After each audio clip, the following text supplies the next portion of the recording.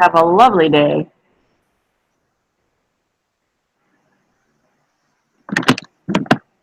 It's going to be a great day. Yes, it is. Good morning, good morning, good morning. Good morning. Good Good- morning. A fantastic day. Now we can hear everybody. Um, Today is April 28th. I can't hardly believe it. And we're on our wonderful Friday hangout, Resolve and Succeed. And so far we've got Catherine and Lucinda and Renee with us. And I just got a message from Darren. Let me see if he's going to be able to make it. Yeah, he says, I plan on being on the mastermind. I'm finishing a few early errands. I'll be on 9 to 9:15. So he'll be here in a little bit. So that's good. So, well, I'm delighted to see you ladies. Good morning. I still say we need to get some men back in here. It's like all our men deserted us except Garen, and he's on and off. So it's like time. We need to recruit some new people. So, well, let's start with Catherine and see how your week went. I can be brief as far as what I need to report here. Very little. I have watched some Facebook videos, but other than that, it was supposed to be the last week of doctor's appointments for me, my uncle, or my father. But I had one yesterday, and I have another one now on Monday morning early to get a pulmonary exam. One of the AFEG drugs I've been on for 4 years is supposed to be a very short-term temporary drug to get you under control. So we're doing tests to make sure, and the reason that is it causes harm. All the other tests have come back in the range they should be in for a person not taking this drug. So the only one left is a pulmonary exam on Monday. And then there are no doctor's appointments for May at all. Good. We They like take it. up a lot of time. We have a great hospital. It's called St. Louis University. It is a teaching hospital, but it is awesome. The most fabulous doctors are there. And I took my dad there, I took my uncle there, I took my mom there. Actually, that's not true. My mom wanted to go to Barnes, another great hospital here. But when I changed insurance and changed doctors, and I decided if Barnes or SLU was great enough for everybody else, it was great enough for me. So it's all new doctors, and I feel very well taken care of. And now we can move on because I just could rattle here forever, and I have nothing really business-wise to report. I will report one thing. My health is great, and I've lost 5 pounds. Oh, yes. Oh, good. That's fabulous. That is This whole fabulous. carbohydrate diet thing is awesome. You get to have buttered popcorn. Oh, wow. You don't get to have a bowl this size. You get to have 3 or 4 cups. And the only way to pull that off is shrink down your pan. It will only hold 3 to 4 cups of popped popcorn. That's the way to do it. And then you get to have buttered popcorn. It's awesome. That's fabulous. And you're feeling better? I am. Oh, good. I am. I think that my health is on the right track. I've got a long way to go. That 5 pounds only gets me to 210. But I have been stable at 210 now with buttered popcorn one day for 2 days. So we're here at 210. I used to be 5'1.5". Now they say I'm only 5 feet. So I don't know where that 1.5 inches went. This way, evidently, not that way. So I have a long way to go. You know, like the doctor would tell me I need to weigh 130. My goal is 150. And when we get there, then we'll see where we're at.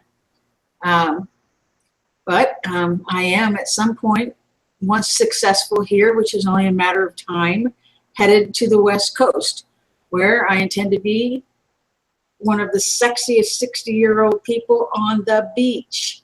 I love it. That's great. That's it for me. That's perfect. That is When are you going to perfect. be on the West Coast? Well, the answer to that, on an honest basis, is when I'm successful here. Okay. The big goal would be to be able to go buy, and even better, pay cash for a motorhome that I can drive, a small one. I don't need a bus. There's only one of me. And there'll be a lot less of me by then with all this new stuff. And I would like to travel to the state and national parks. I have a list of 20 that look awesome to me. And then I would like to travel up and down the West Coast. My daughter would like to live in Seattle. I think Seattle is a cool state. I used to have to go there for business meetings quarterly. I just think it's a depressing place. Lots of fun things to do, but I don't want to live there. So I thought, and everybody tells me, you know, you've been to Southern California a lot, but that's because you're in these $400 or more a night hotels and everything looks grand. It's not that grand.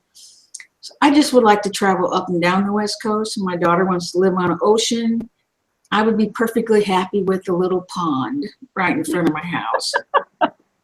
So we'll see. I'll find a place where I want to light and then light there and for the rest of my life, which is going to be about 40 years or maybe 41 or 2 years. That'll put me just over 100. There you go. That's Sounds great. good. That's great.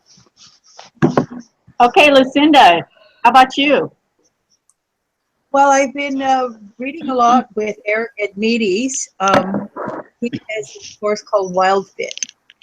Now, those of you who went to Hush 3 may remember him because he was a speaker there. And I was really intrigued by him because he walked so positively, gracefully, and I haven't seen a man that graceful short of Tommy Toombs. So we did have quite a few conversations because obviously he's in really good health if he's that graceful. And at that point in time, he was saying that he found that he really couldn't make much money by promoting health courses. And he was all into the business stuff.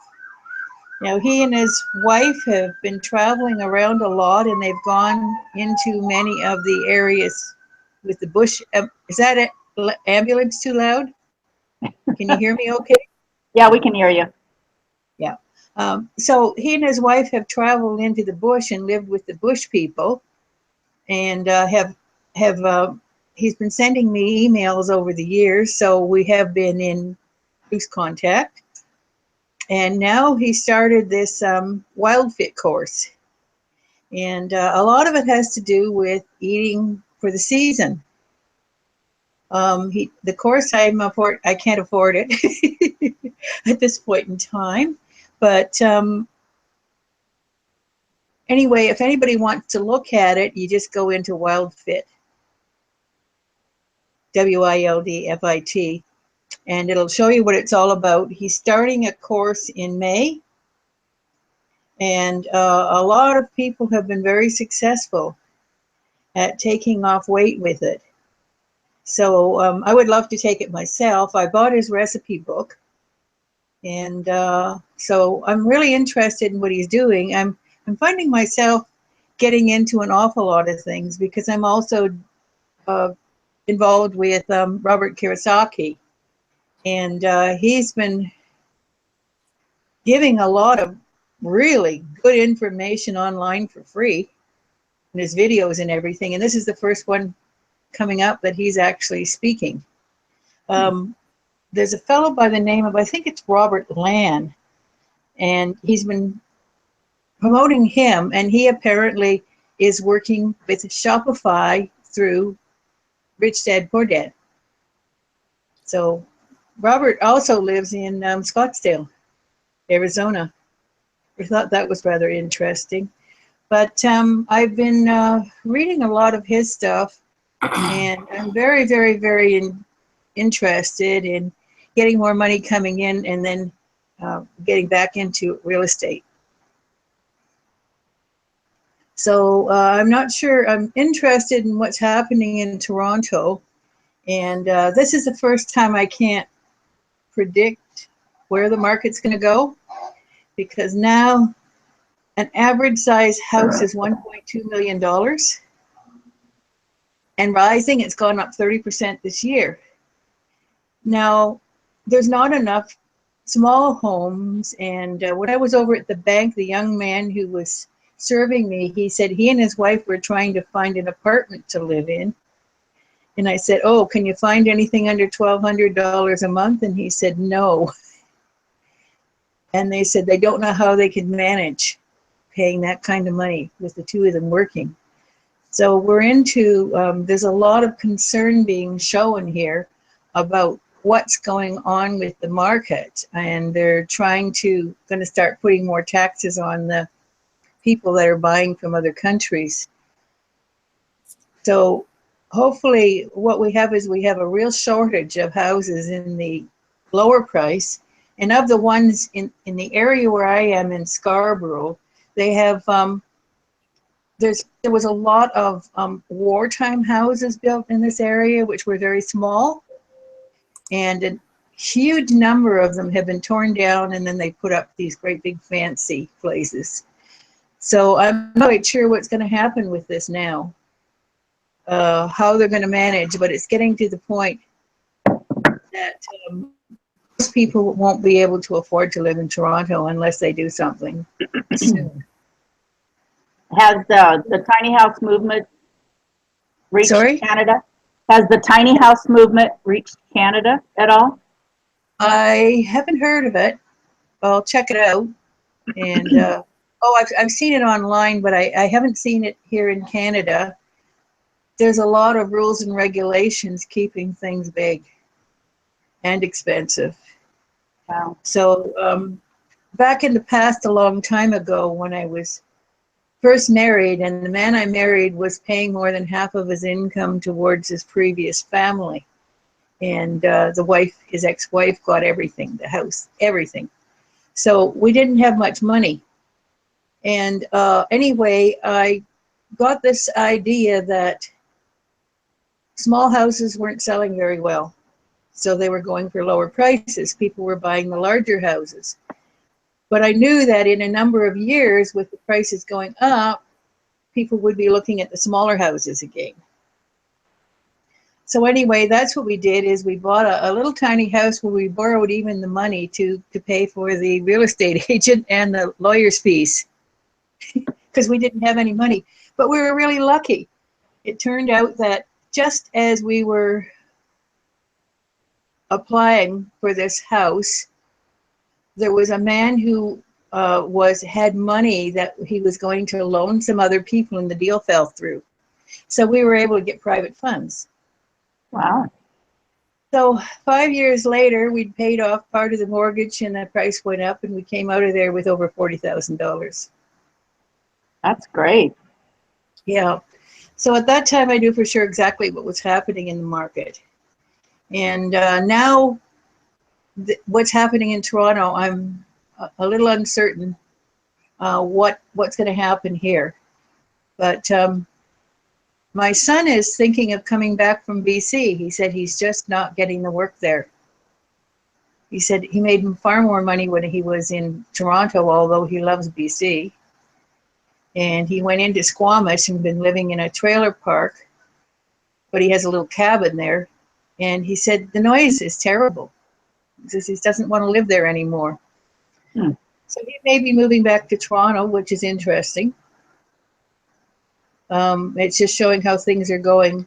Vancouver did put in a lot of these extra taxes a number of years ago that Toronto is considering doing now, because they also have skyrocketed in price. So, Lucinda, are you a Canadian citizen? Yes, Okay. yes.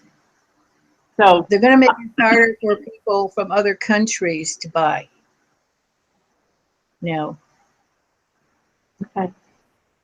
which they hadn't done in the I know you've mentioned before that you were thinking about going to South America or something like that. Yeah, the Ecuador. Oh, There's been, well, now that my sister's passed away, that isn't the real reason, but the robbery thing was very high. mm, That whole area where they lived, although they lived in a rather nice neighborhood, there were people that were out on the trails with binoculars. And as soon as you went out, they reported, and then the people went in there and robbed your house. And there were a number of people there that were absolutely murdered in their own house. For what? good reason to So, stay away. so I did like the Loja much better. It seems to have a really nice energy. It's very pretty, but I'm less and less inclined. If I make more money, I could live comfortably here. So why move? Yeah. Well, thank you. Renee, how would your week go? It looks like you're really cold because you're all wrapped up. I'm freezing. I don't know why. You must be catching something because it's not that cold here. No, it's not cold. I don't know. I've been cold off and on the last few days, but I don't. I better not be catching anything. Sounds I have like big you might be. plans. Oh, that's right, because you're going to Yosemite. Yes, I'm going to Yosemite. Have I've had the fever to go to Yosemite for a while now, and especially the last couple of months, I'm like, the last month or so, I'm like, I have to go, I have to go, I have to go. And so I finally committed myself, and I'm going Sunday morning, and I'm staying a few days. Yosemite is like going home for me. I love it, and I resonated with it immensely. I had even considered at one point when the children were young to become a ranger out there, and to live out there with my kids and stuff, because I just love it. The kids love it there, and my son hiked the Mist Trail, the first Vernal Falls, I think it is, when he was like a year and a half, and he hiked all the way up to the top without assistance. I had to keep on holding him back because he kept on wanting to climb all the rocks on the way up. And so I held on to him, and then we had our Christina, our daughter, in a backpack because she was too young. And then he made it to the top. He had a good time, and then about a third of the way down the steps part of the Mist Trail, he suddenly said, "Oh, I'm done." And I had to carry him down the whole rest of the way. I was like, "Oh my God, I'm dying." I was so worn out by the time I got home, but by the time I got back down. But a lot of fond memories there, and I find it very healing and invigorating. So I'm going, and I decided to spend 3 nights there because there's going to be a little bit of hiking. I'm not in best shape to be able to do a lot of hiking, but I want to be able to just kind of sit there and reflect, write up new ideas for business, work on my peaceful mind, joyous heart project that I kept on putting on the back burner. And I find it's going to be a back into coming out type of thing, because it's that type of place that inspires me. For me, it's stunning. So I like it better than the Grand Canyon. So that's what I'm going to do. And I started doing a little hiking on. Oh, now I'm getting warm. I started doing a little bit of hiking to get all prepared. And for a while, I had stopped doing videos, as I'm sure you all have noticed. And it's time to get back into doing videos. So I did a few videos on my last hike. And I'm like, I need to start doing it. And sometimes, well, okay, I've seen some videos of people when they come across very joyous. I resonate with that a lot more, and I'm more likely to follow them. So I decided, why not do something that I really love and enjoy and share it with the world and incorporate the business in with it and see about drumming up new followers that way that that we can grow together and expand on our business and everything. So that's where I'm at right now as far as my thinking goes. And that's pretty much it right now. My daughter's moving out next week. I don't know if I'm ready for that. Part of me is excited, and the other part of me is like, I think she needs to wait, but it is what it is. So we'll see how it goes. That's great. Thank you. Excuse me. Well, my week has been a very busy week. I couldn't believe yesterday. I was like, oh my gosh, it's Thursday and tomorrow's the hangout again. And I'm like, every day, I mean, every week for like at least the last month, it's like, I can't believe how fast the days are going because I've been working, you know, extreme hours, 10 to 12 hours a day, basically. And I've also been mentoring a friend, and that's taken a lot of my time. And so, I'm trying to figure out what to do. But I did decide this week that I was following Anthony Morrison stuff, and he had webinars every Thursday night, and I decided from the beginning it felt hollow to me, in that he offered to give a free funnel, and he touted it as, I'm giving you a business. Um, in actuality, what he's giving you is a funnel. He gave you some email swipes. He wrote up a Facebook ad that you couldn't use because it's too long. But he told people, he touted it that, okay, I'm giving you this business. All you have to do is add a few things to it. But he never said what those few things were. Well, being experienced now in this industry, it really bothered me that he did not go into what people needed to do. And indeed, he wasn't giving them any kind of a business. He just built a funnel. And I mean, some people are making money off of it. I don't know how they are at this point, but I just almost felt guilty trying to promote it, because I knew that if somebody new came in, even if they signed up for the 14-day trial, I doubted very much that they would go forward with it, because they wouldn't know what to do to make it a functioning funnel. And, they wouldn't know what to do, like that they needed an autoresponder and, how to set all that stuff up, because he didn't tell any of that.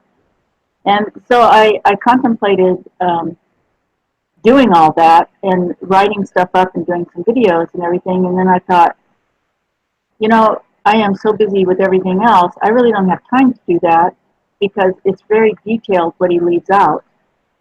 And so I made the decision to stop that, and I started the affiliate boot camp, which is what Darren told us about last week. And Kelvin Wilson also told me about it, that I should, start that program. And it's through ClickFunnels, and it's free, and it's excellent. So I started that this week. I've barely gotten into it. I'm on day 5 now, and but it's a really, really good program. And in actuality, it dovetails with Expert Secrets. And I got my book 2 days ago, so I'm really excited about that. So I, started reading that.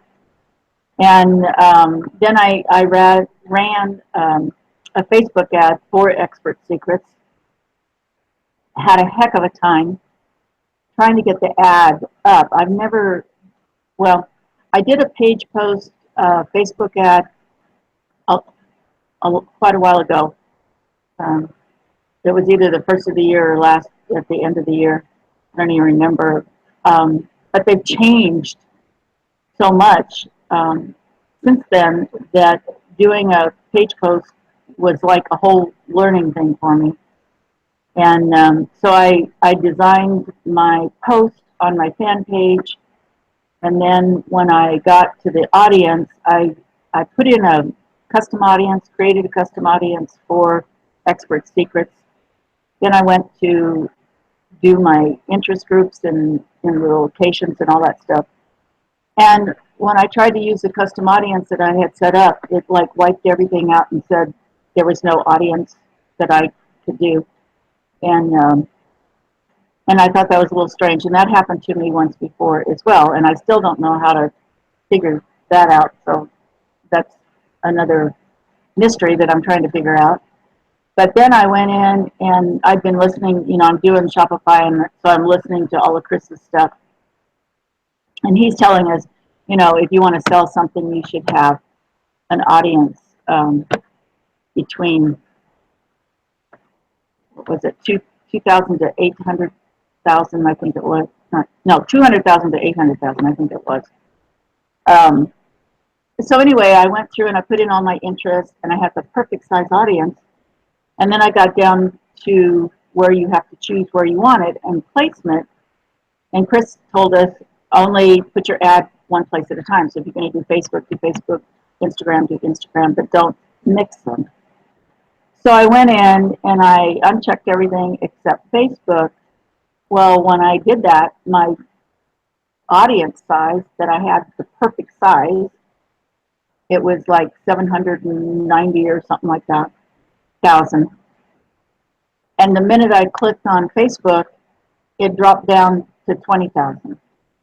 And I'm like, what the heck is going on here? So it took me like 3 hours messing around with it, just trying to get the audience. And I didn't really target all the people that I wanted to, because I was just trying to get the audience size. So again, I don't know what's going on with that. So then I got to the ad, and it brought up my ad, and again, I didn't know this because it didn't happen this way before, but as soon as you say you want to do, you know, your page post, and you pick your post and it does the ad, it brings up that particular post from your fan page, but it wouldn't let me edit it. So I thought I finally got it ready, and then I went to run it, place my ad, and the creatives that Russell has provided for us that said were for the Facebook ads has too much writing on it, so it wouldn't allow Facebook. You know, they said you can't do this. You've got too much writing. So I'm like, great. Now what do I do? So I went through some of the other pictures and stuff and found one that didn't have writing and dumped that in there.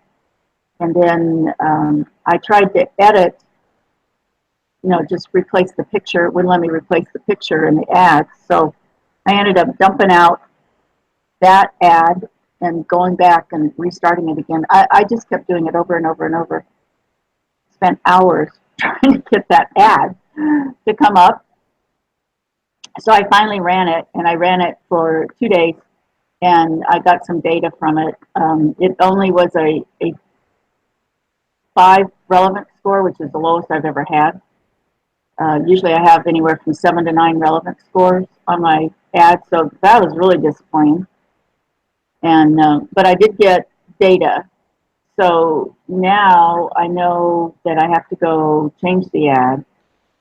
And now that I have my book, I'm going to do a video on the book and try that, because I know the videos get better ratings than just a picture. So that's what I've been working on this week, and it's been an interesting process, and I wished I had more answers, but I don't. So if any of you know some of those answers, I would appreciate you telling me, you know, why that's happening when I click on Facebook, why my audience dumped out, and then for doing the custom audience. It's just really confusing to me. but it's been a very full week. Whoops, I can tell you. So I'm guessing that when it jumped, it probably a lot of that audience was Instagram audience.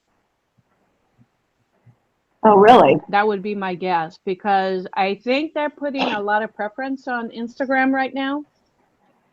You know, because everywhere you turn, it's Instagram this, Instagram, Instagram, Instagram. So it's very possible that a lot of the audience is in that area right now.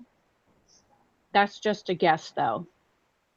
So how would you do a page post engagement ad from an Instagram post? Because you can't, I mean, and then put your link on it and everything. How would I that work? haven't done one. I know it asked me, you know, to do one all the time, but I haven't done one.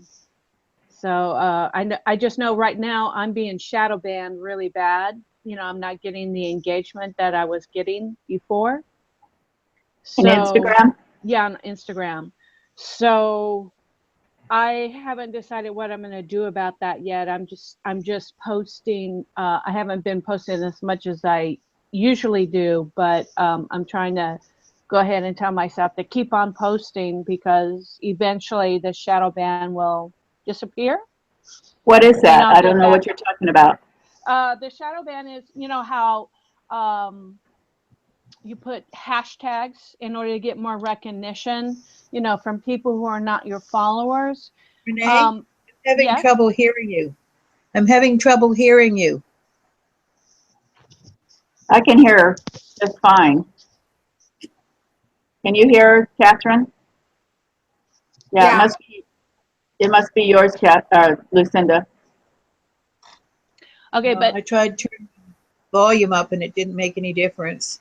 Let me turn her volume up for you and see. Okay, go ahead and see if you can hear her better. okay, can you hear me better now? Yes, I can. Okay. So anyway, Thank you. with a shadow ban, if when you post hashtags, sometimes Instagram, it seems like a recent development over the last month or so. Instagram is not letting your hashtags be seen by other people who are not your followers. And so it severely limits who sees your post as far as natural posting, natural organic views. So right now my views have been cut by 2/3. So I haven't decided what I'm going to do about that. I could go ahead and buy some shout outs and stuff, and that would help kind of reinvigorate everything. But I don't know if I want to go that route just yet. So right now I'm just continually posting. And I discovered what you need to do now instead of having like a set of hashtags that you tend to use most often. You need to vary it up for one thing. And I've noticed when I check hashtags on my cell phone or my iPad, you know, I just kind of look up hashtags to see what the number of views are and stuff. Some of the ones that have typically been high viewing numbers suddenly show nothing. So I am, before I post my hashtags, I'm double checking what it shows in the Instagram app for the hashtags before I actually insert them into Instamate or wherever I'm posting from, so that I can hopefully have a little bit better viewing. Can you So, excuse me? Can you explain to us how you do that? Where you go in Instagram? Because most of us don't know that. So okay, so on Instagram, there's a little search bar next to the home. okay, So on the search bar, then you go up at the top up in the search bar up at the top, and then you can click on tags. You can't really see here the lighting. Okay. Yeah. Okay, but in that, and then once you've clicked on tags, then you can write in your hashtag that you're considering using, and then it'll let you know. Like love is not showing anything on here, no views, nothing, and then like Insta follow and stuff. So it looks like to me that they're swapping out the keywords, the hashtags to use. They're swapping out what they consider acceptable at that time. So it's making it more difficult. And supposedly Instagram says they're not sure why they're having a problem, that it's been reported by a lot of people. But as far as they know, everything's working fine. So they don't really want to fix it. And I think it's a recent development.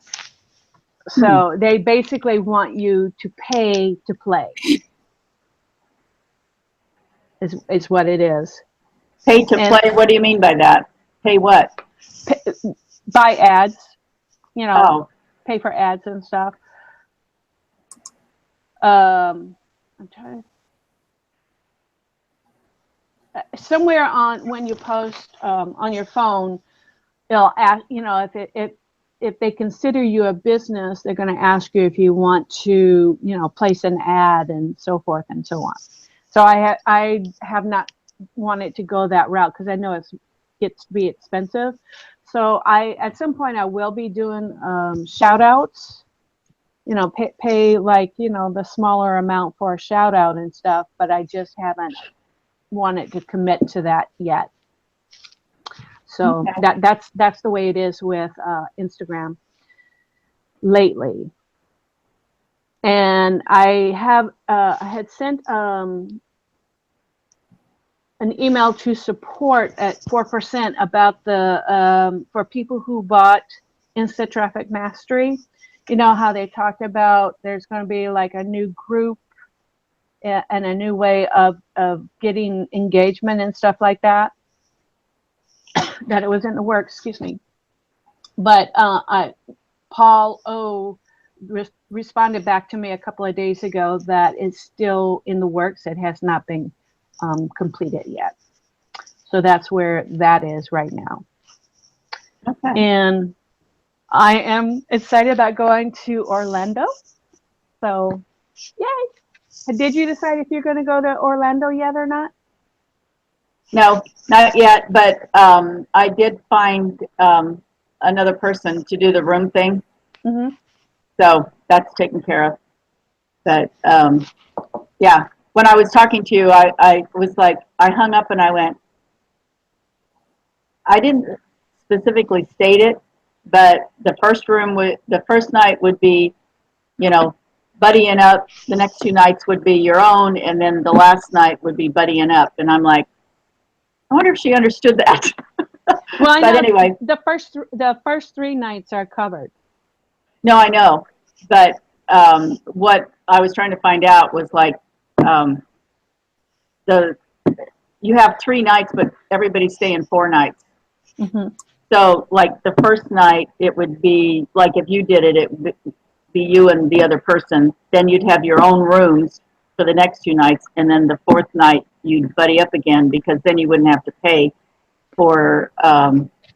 For the 4th night, you get 3 nights free in the 4th night. So anyway, found somebody that wanted to do that, so that's taken care of. There's Garen. Oh, that's good. Yeah, that's good. But thank you anyway. Yeah. Welcome, Garen. There he is. You're on, Garen. You're muted.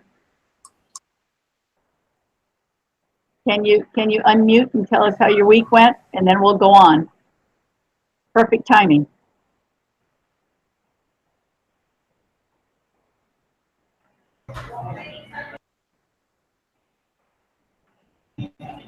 Okay, I think I'm on.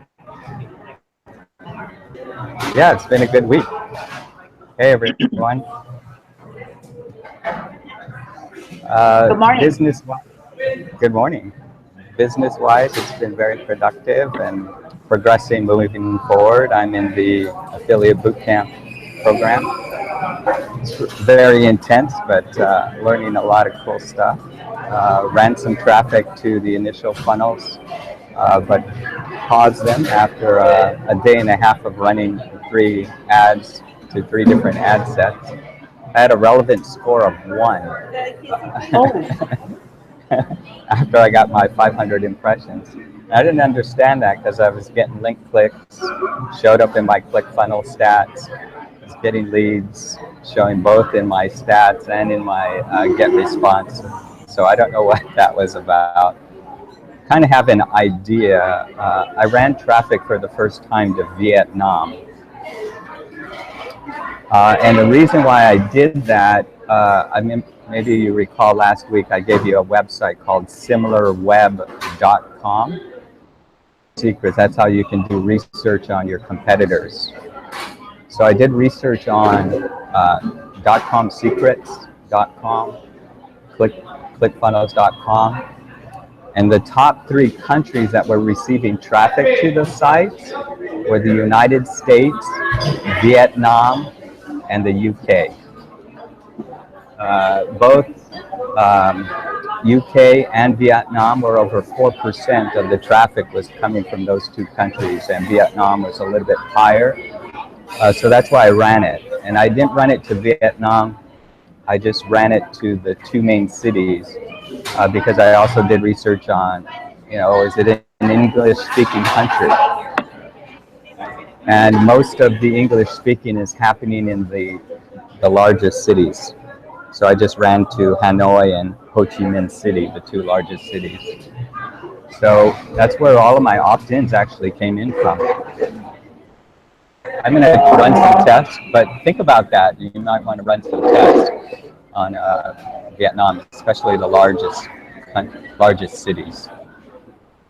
So that was kind of a learning process. I've also learned Russell Brunson's favorite way to pre-frame people on a landing page, and that's with a quiz. So I just learned yesterday how to add a survey to the landing page. So I just did that, made some modifications, then I'll run some more ads. But that's a pretty way of pre-framing people, where you can tie in, say, a quiz about their struggles and their pain, agitate it a little bit more. And you can do like 3 to 4 questions, how many you want. He recommends 3 to 4. And then you can do a pre-frame bridge. I'm doing a pre-frame video after the quiz. And then that goes into the .com secrets sign up for your free book offer page. I haven't run traffic to Expert Secrets. I just sent it to my list, and somebody actually did an upsell to something called the black box after they get the book.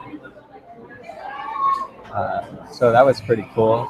I've also set up my autoresponder for the .com secrets. I've got 7 emails now set in the autoresponder following the soap opera sequence that Russell teaches in .com secrets, and then using his email scripts for the rest that introduces a free Funnel Hacks webinar where he sells a $997 package, and also it's now the next email starting to introduce the ClickFunnels as a free trial. If you look at those emails in the affiliate bootcamp, they're really good because it weaves naturally, progressively the ClickFunnels affiliate offers. Also yesterday afternoon, I did a search online for people looking for people to build sales funnels. And guess what? ClickFunnels is looking for a sales funnel builder. So I put together, they want a 3 to 5 minute video of what you've done. So I completed that yesterday with a little 25-second intro. Hey, here's who I am. This is what I'm doing. This is what I'm going to show you. And I just spliced those two videos together last night and start writing out my application form. I'll submit that today. That was pretty cool. That would be awesome, wouldn't it, to build funnels for ClickFunnels? So, and also Ben Moot, one of our original members of the Resolve Institute, is working for ClickFunnels also. So that's kind of what's been happening business-wise. I've got something exciting happening this Sunday. I'm going to be on the silver screen, a premiere of a movie, full-length feature film. A friend of mine I met a few years back when I was working at Trader Joe's, and he's a filmmaker. And he's done a couple of videos of me doing I don't know if you know, but I've Filipino martial art. We use sticks. So he shot videos of me performing the art. One especially when my master died 3 years ago. I did a special like homage dance with the stick. I'll type in the video. You can check it out on YouTube of that little dance. So he's kept that in mind, and he wanted to use that in a film that he did, that he was going to create. So he just finished his first feature film and then submitted in January to the Los Angeles Pacific Asian Film Festival here in Los Angeles. And he got in, premiering this Sunday. And I haven't seen my part yet, but it should be pretty interesting. The movie is about a nobody. He's kind of asking the questions, what happens to a nobody when that person dies? Doesn't have a family or a parent, any kind of friends. What kind of influence does that individual have? Impact. So it's this painter that he knew, a man who was a painter, and he just painted all kinds of things. He wasn't great, but he had a passion for that. So he dies and he leaves all these paintings. And he's an older guy, heavy-set gentleman, and he walks with a cane. My part is I'm helping a mover take all of his paintings out of his storage shack, and we're just moving things out. Seeing, I come across his cane, and I go, wow, what's this? And then I get into this dance, this impromptu dance. And so it should be pretty interesting. It's not like, it's like I did what he wanted me to do, because I did what I thought, performing the art. And he goes, oh, come on now, give it a little bit more oomph as the director, So I was jumping around and kicking up dirt apparently. And he said that that character gives a lot of levity to that movie because it's slow, it's in black and white. It's called Norman Jones. Norman Jones. So do a search of that, of the Los Angeles. There's a little trailer, Los Angeles Pacific Asian or Asian Pacific Film Festival, and search for Norman Jones. I'm going to type in the video of him shooting my homage dance to my teacher in the. So you go to YouTube and you type this in, and you'll see me do a martial arts dance. The Filipino martial art is called Kali. So anyway, that's what I've been up to. Oh yeah, Divi reopened. I checked my app, and everything is still as it was. Nothing's activated yet. But my upline just said that, they were talking about noonish, but no exact time was given. So I'm really excited about that because I'm really focused on helping, everybody on our team earn $500 in 30 days or less, which I think is totally doable. So it's an exciting time for that reopening, and ready to engage that. I looked at my funnel that I had built out for that yesterday. Actually showed that as one of my demos for ClickFunnels, showing one of the funnels I've built. So that's basically it. It's been a great week. Sounds like it. Sounds like you've been really busy. Yeah. Renee, did you get your black box yet? No? That's why I was surprised when you said that you got yours a couple of days ago, because I ordered it on the first day. I haven't Yeah, seen anything. I did too. I was so shocked. I got my book and I was like, I got it already. I was like, yes, yes, yes, yes. Yeah, and you already have stickies in it. Of course. This is .com secrets. You see this? Right, right. This is these are all the stickies of really important things that I want to do, and like the whole book is, if you can see, Highlighted, yeah. highlighted, Marked. and it's not only highlighted, it's highlighted in two colors because the I saw stuff the that red has mark. the stuff that has the pink on it and the yellow, the pink stuff is like super important stuff that I want to, really, really pay attention to.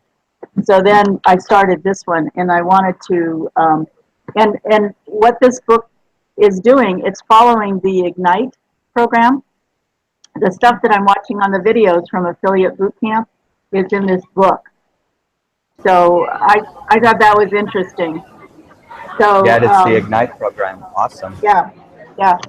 So to answer your question, the black box is they can order just the book and pay $7.95 shipping, or they can order the black box, which Renee did, and it's both .com secrets and expert secrets, and there's a audio in there, I believe, and then he had I read where he said he had some other pamphlets in there.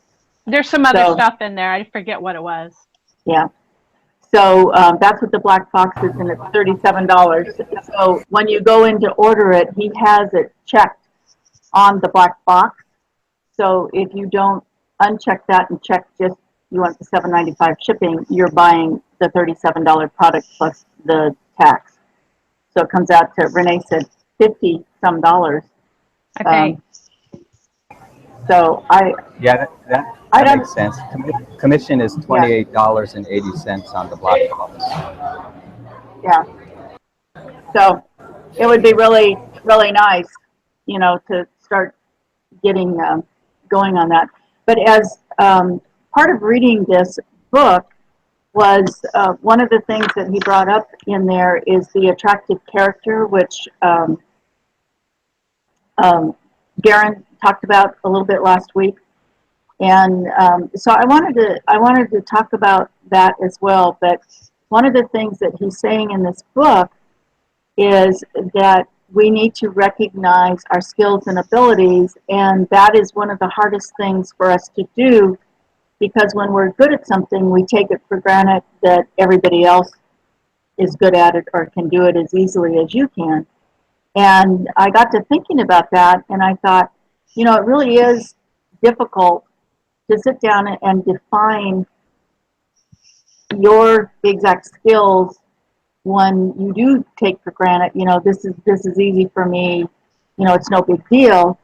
But like one of the examples that he gave was he knew this friend that liked to play basketball, and he couldn't ever dunk because his arms did not have the span that most people's do. They're a little bit shorter.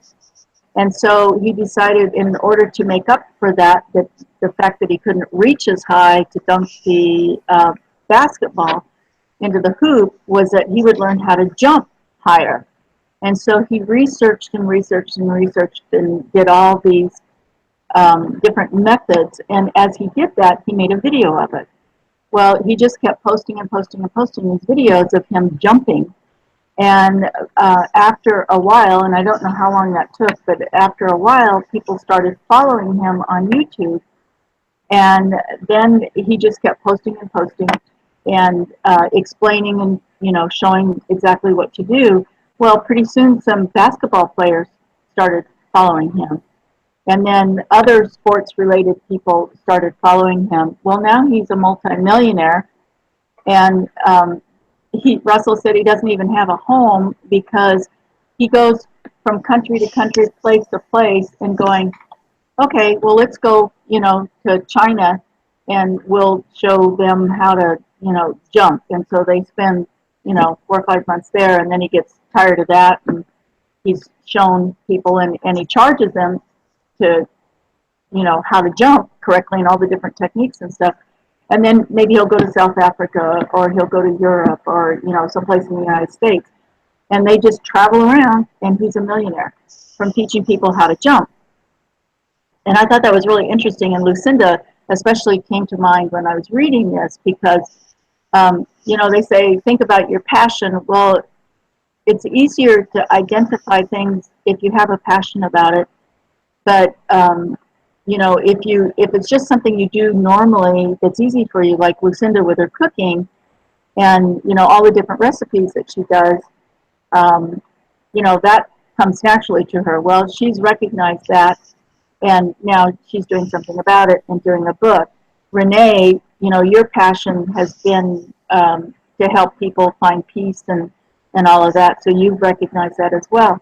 But what I thought we could do today was to help each other recognize something in each one of us that maybe we haven't recognized ourselves that we could put together as a product or service, or just recognize that it's an ability that you have and be able to grow that. And you could start making videos, you could start blogging about it, and you'd be surprised where that's going to take you. Mm-hmm. So I thought I'd throw that out there and see what y'all had to say. I mean, I know Garen, with your martial arts or whatever, the Kali, I know that's a big passion of yours. Like Janet, her passion is food, and I told her the way she combines food is an unbelievable thing. If she started doing a video every day on just how she prepares your meals and why she picks these things and the flavorings, how they go together and all that stuff, I think Janet would take off like wildfire, for like a YouTube series. And that comes so naturally to her, it's not even funny.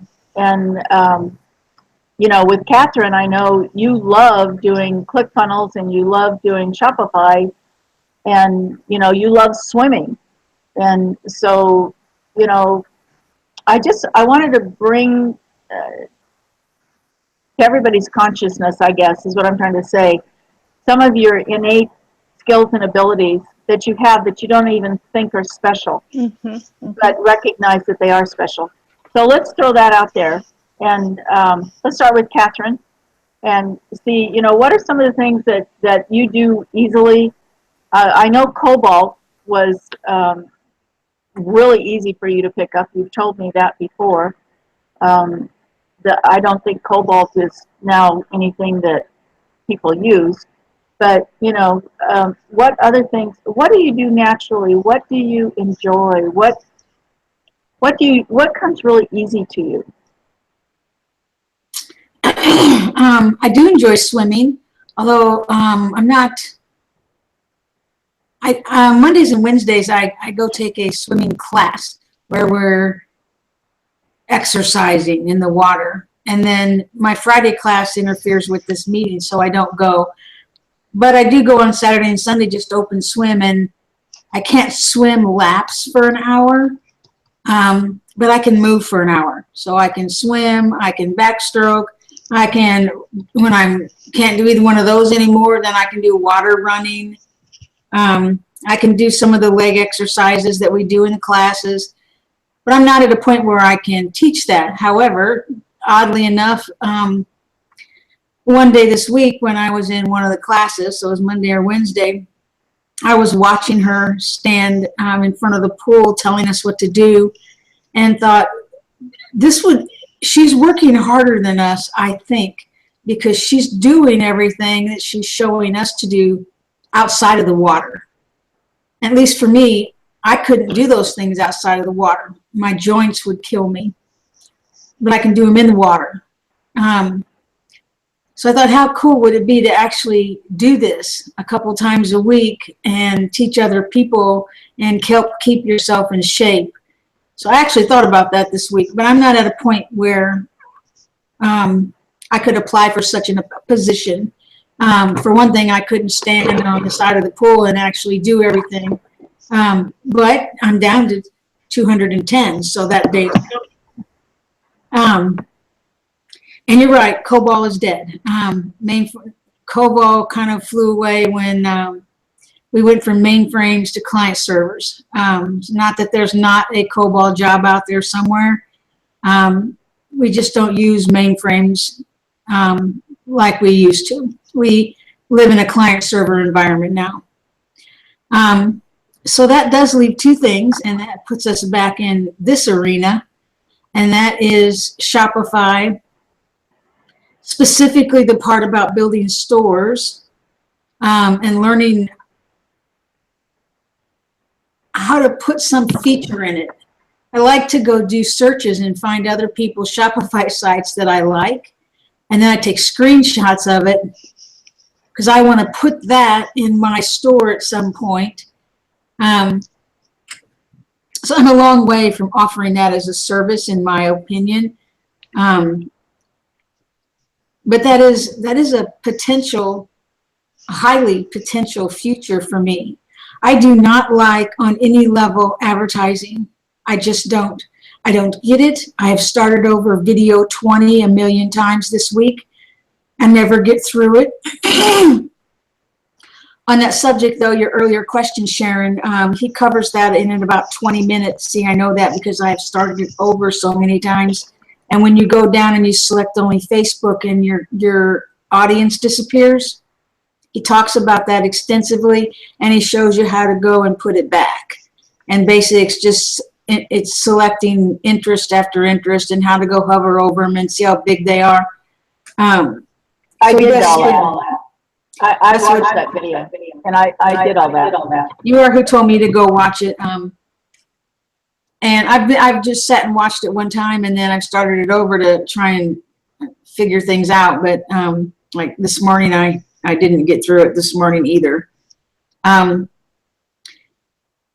The other thing that I really like is building funnels. So I think that identifies a characteristic in me that when I'm good at it, there's money there, and I would be doing something every day that I love doing, sort of like when I was a COBOL programmer. Get up every day and you go do what you want to do, and you're having a great deal of fun. And in my case, I taught COBOL, so I lived COBOL for some years. I don't believe that relates to either Shopify or ClickFunnels. But what I have found is that I like that building part. I like putting funnels together. I like trying to figure out what should be in this funnel and how do I put it there.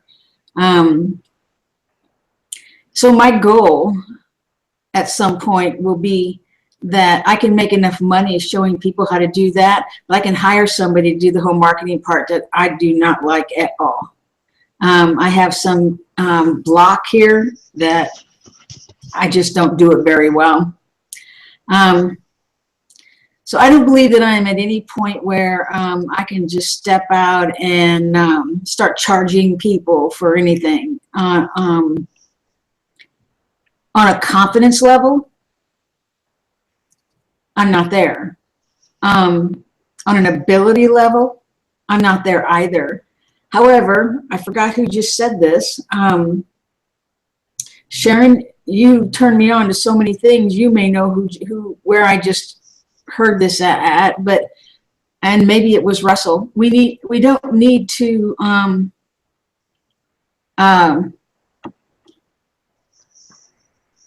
we don't need to be an expert teaching millions. What we need to do is teach somebody that knows a little bit less than we do.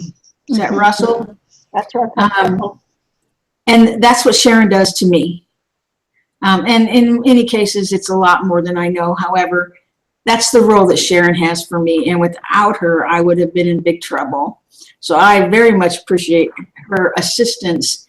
And that proves that it works. I didn't need somebody with 20 years experience and had made multi-millions of dollars to be okay. I needed Sharon, who stepped in and was able to identify my weaknesses and help me get past some of them.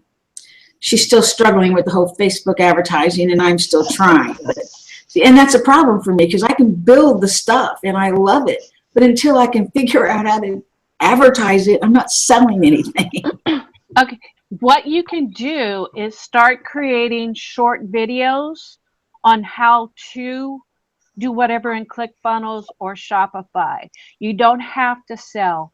I'm going to try to see if I can find this link to a video that Joshua Elder had sent me. You know, he was promoting for his new video product, which it's like $4,500, $5,000. So I can't afford that right now. But even the free video offered a lot of value. And what it was is he does review videos. And so he talks, you know, you find your keyword and you insert your keyword in your title, in your description, and tags and stuff. But he does it a particular way so that he can rank for that keyword within minutes of uploading the video. And what you can do is use those short how-to videos to gain a list. And then within that list, you know, you can send them an email and say, okay, here's a new updated video on being able to use this. If you would like to check out a free trial of ClickFunnels or Shopify, whatever it is, then you feel free to go here. You don't have to sell it because you're going to be using, you want to create your channel directly related to that. Apparently you want to name your channel based on the keyword. You want to name your video based on the keyword. You want to have it in your hashtags and so forth. But there's a certain way that he does it that you might find. I found a value, so y'all might find it of value as well. And I was going to copy and paste it into the group a few days ago when I first saw it, but I don't know, I got distracted and forgot. But you made me think of it again.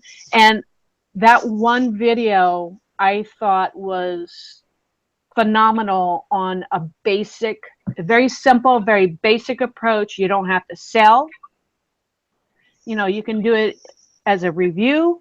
You can do it as a how-to, and so forth and so on. So since your strength is starting to become stronger on how to do things in ClickFunnels or how to add this to Shopify and so forth and so on, do it in small pieces, just 2 or 3 minutes. That's all you need. You know, if you go 5 minutes, that's fine. But if you can keep it more around the 2-3 minute mark to do one thing, you know, show them how to do one thing, then that's going to be your calling card. And you don't even have to be on camera. You can you don't have to show them your computer screen and you talk and guide them. And that would be perfect for you. And with that said, there's a guy in Bangladesh that I try and help. So I am helping one person, and I know a little bit more than he knows. I also think he brings a lot to the table that he doesn't know that he does yet. Mm-hmm. But I did a video for him. Sharon told me that Jing, do the 5-minute Jing videos. And I thought I will never be able to explain this in 5 minutes. And I explained it in about 3 minutes, and it was on my screen, not on me. And I thought, you know what? And I even told him in the email, I said, you know what? This is not great. It's adequate. If you have questions, call me. He emailed me back and raved about how great it was. I thought, okay, maybe that is what I can do. Absolutely. Mm-hmm. Let me tell you something from this book. This is The problem for most of us is that our unique abilities are things that come second nature to us, so they don't seem that amazing and we dismiss them. And he says, this is from the book, it says, my guess is that your superpower won't seem like that big of a deal to you either. It will be something that comes second nature, something so simple that it couldn't possibly be that important. If you're an amazing cook, it's not that big of a deal for you, but to someone who can't cook, it's a huge deal. So look at that comparison. It's really important. Look at what comes easy to you and what you love to geek out on, and chances are that's where your superpower is hiding, just waiting to be developed and shared with the world.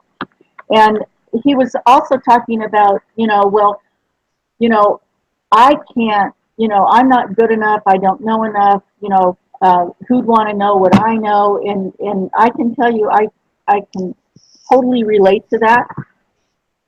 And so he was talking about, people go, well, I don't have a degree in this, or I'm not certified in that. And he gives the example of somebody you all might know called Tony Robbins. And he took an NLP class, and he started the class, and he just became in love with NLP. And so he started doing research and stuff on his own, and he started doing NLP with people, and he got kicked out of the class because they told him he couldn't do it because he wasn't certified yet. So Tony Robbins has become an expert at NLP, and he was never certified for it. And he was talking about how many of the big gurus, when they first got started, they also felt that they didn't know enough, and who's going to listen to me because, I'm a nobody. But like Russell is saying, he used the example of the movie Catch Me If You Can, about the kid that, and it's a real story, that changed occupations over and over and over, and he never had any education for it, and he got caught teaching at a university, and he never had a degree in anything. And they asked him, how did you do this, how did you teach this, because he taught for a whole semester. And he said, all I did was read one chapter ahead of everybody else. So that's all you just have to do, one step ahead. And that's why I wanted to bring this subject up today, because I thought about Catherine and her journey just as you were talking this morning. And I thought, oh my gosh, do you realize how many people you could help that are going to be taking the same journey you are? Think about it. How many people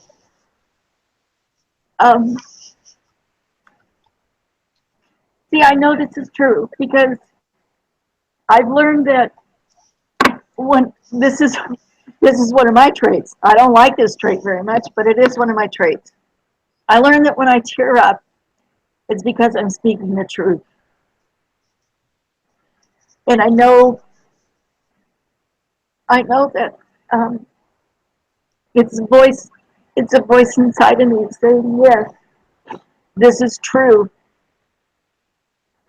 So when I say to you, Catherine, if you think about how many people are going to be taking this journey, either with you or after you do this, you lit up when you said, I've lost 5 pounds and I feel better. Just last week, you were telling me how you were feeling so awful and how you were so depressed over your health situation. Mm-hmm. And this week, you are a light. And so this is what this day is about, is for each one of us, and as we go down the line here, but this is what I'm seeing for Catherine. So many things. Is that if you just went in and did a little 5-minute video a day and started recording your journey of this health situation that you're going through, and start posting, either do a blog or do the YouTube thing, your journey of health and your journey of where that you are going to have a life, because you said to me, you know, your mom died early, and the doctor said, and I hope, do you mind me sharing this? Okay.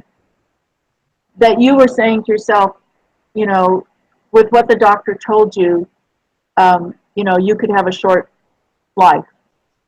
And if you didn't make some changes, you know, that's where you're headed. But you decided that that's not the life that you were going to have, that you were going to make changes, and you were determined. And listen to you today, you're going to be 102 plus, you know. So that journey alone, I mean, the value that you have to give other people right now, taking this journey with you, along with you, is immense to me. The value that, like Renee is talking about, of you just doing these short little videos, I can't tell you. I mean, how you know, if you get stuck on something, you try to figure it out yourself instead of going and getting help. That's one of your biggest drawbacks, is that you are so intelligent that you think you have to figure out everything yourself. But not me. If I can't figure it out, I usually go to YouTube, type it in, and try to figure it out. And you know, and I get really frustrated because people don't know how to explain things on YouTube, or they go so fast that, you know, you can't follow them or you can't understand them. So to have somebody that could take, you know, if they want to learn about ClickFunnels, if they want to learn how to, you know, build a funnel, and you just take it step by step and show them, you know, in a little video here, and do a whole series on that. Do the same thing on Shopify, like Renee's saying. I mean, you have so many ways that you could start a following and start making money. And just like this dude that did the jumping, people pay him to put an ad on his YouTube site because he has such a large following. He has millions. And that could be you. A year from now, that could be you. And if you have Got a 3 different question. sites, yes. Okay, if I can create videos, either videos of my screen where I'm showing things to do in Shopify or in ClickFunnels, they are YouTube videos, right? Yes. Okay. You can also add them. You can also create a fan page related to the subject of all the videos, or multiple fan pages, and add them to that as well. You can multi-purpose those videos.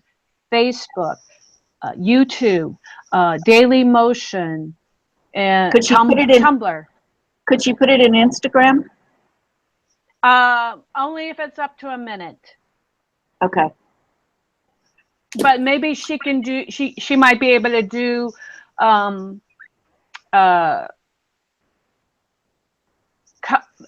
Make a JPEG of one of the frames of the video and say, for more on this, go to my YouTube channel. And you could do that in Jing too. Just do a screenshot, couldn't she? I don't know. I don't think Instagram takes pings. I think it's just JPEGs or videos. Okay. I think. I understand the concept of a different Facebook page for different things, because I do that now. But YouTube, if you were going to do the journey of me going from 215 pounds to 150 this year, that wouldn't be the same Facebook, the same YouTube channel as here's the steps you need to take to build a funnel. Right, you would want to create a separate channel. Yes. So you have multiple channels like you have multiple Facebook pages. Yes. Right. Okay, I get that. Yes. And your journey is not just of your weight loss. Your journey is also, in my opinion, your journey is also about your exercise, of your swimming and what you do, how you do it, how it affects you. Your journey is also in your diet. Your journey is also in your emotional state, because you're going to have ups and downs in this journey. I mean, it's not going to be just straight up. You're going to, do this kind of thing. And that's what everybody does on their journey. I mean, look at the journey that we've had in marketing. My goodness, we've had our ups and downs, and that's what life is about. So you want to share every aspect of your journey, because that's what real life is about. It's not focusing on just one thing. It's focusing on everything. So I'm not kidding. You do this, you're going to have people relating to you left and right. You could build a huge audience doing this. Yeah. Because you will build a following. You just need to research your keywords and find the right keywords that can be associated with it to optimize the viewing of the videos.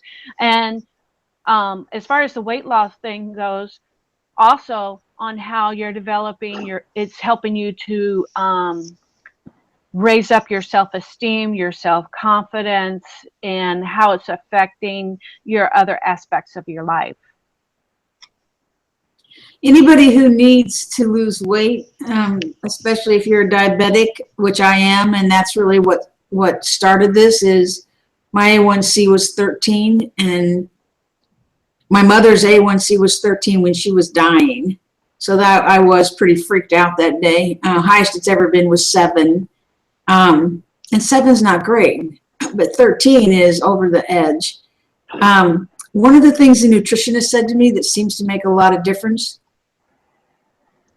150 carbohydrates a day or less equals an A1C of 7. So June or July, I can't remember, is when I go back to have another A1C. And it's easy to do 150 carbs a day. Oh, I'm yeah. going to have to eat meat. And I'm not a meat eater. I eat a lot of beans, but I still eat beans every day almost. I'm a big bean person. I am not a meat person. But one of the things I did was I just actually browned 90% fat-free hamburger that I get from Sam's and put it on top of my regular greens and spinach and kale salad. You know what? You can have a lot of cheese. I was eating cheese this morning when the meeting started, something that I've always thought was bad for you. It has no carbohydrate, less than 1 gram per slice. So anybody who needs to lose weight, just tell them that one thing. 150 grams of carbohydrates per day or less equals an A1C of 7. A diabetic will get that. Thank you. Thank you. I have learned a lot from this. Thank you very much. And I will put some of this into action and let you know how it goes. One of the biggest things to research, like I say, well, not me, but Renee, when you're doing your videos, hopefully, if you'll go ahead and post that in our group, Renee, I'd really appreciate it. But I posted one of the videos, but I found one that has two of the 2 videos back to back. So I'm doing that now. okay, that's perfect. And even if you go into YouTube and research, what do you need to do to get a video up, that's going to fulfill whatever YouTube's requirements are. So you make sure that you have the right keywords and all that stuff in there. So I don't know how to say it right, but it'll probably in those videos that Renee's putting up. Thank you, Renee, for doing that. Darren, let's go to you.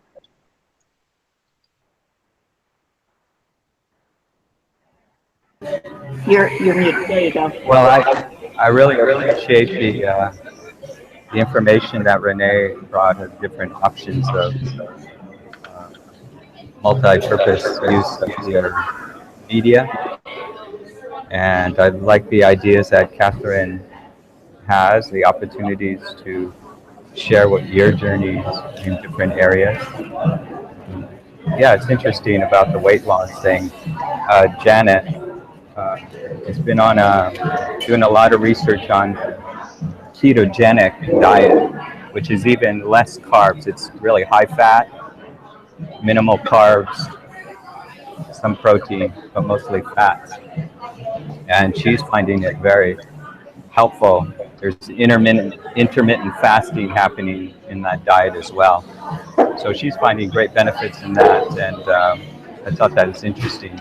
I don't know if you're familiar with the ketogenic diet. Say it again, please.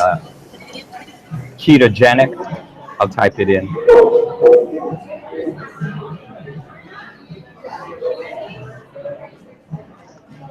Very interesting. So Jana's been doing a lot of research on that. She's got a lot of resources of videos of people, a lot of chiropractors promoting that particular diet. People look actually great.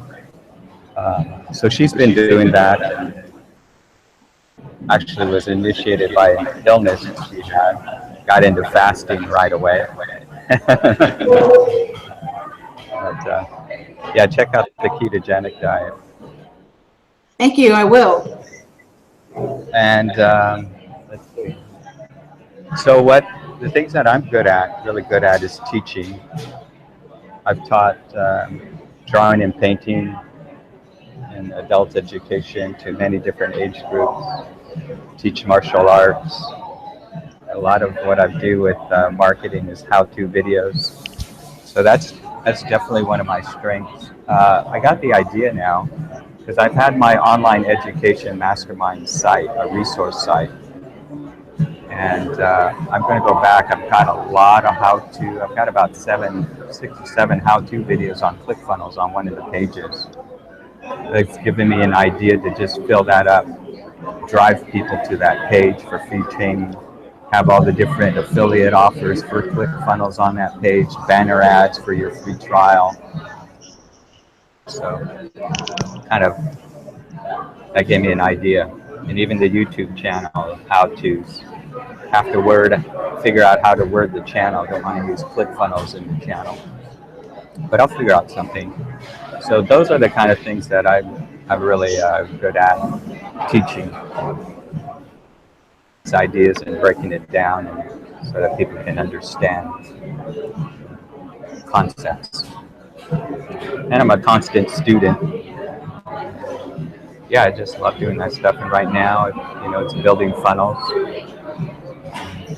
That's why I'm applying for that position. You may want to do that too, Catherine. Sales funnel builder position at ClickFunnels. And it's not through ClickFunnels, it's through their LLC, Edison, Edison LLC. So you look for Jobs by Edison LLC. Yeah, apply. Can you type it in? Yeah. That'd be great. Well, like I was saying with Jenna, I mean, she posts her food that she puts in with you. She's always posting, and I'm sure she gets tons of comments on it. I know I always comment. Yeah, I think you're right. The way that she combines foods, unique. Yesterday I had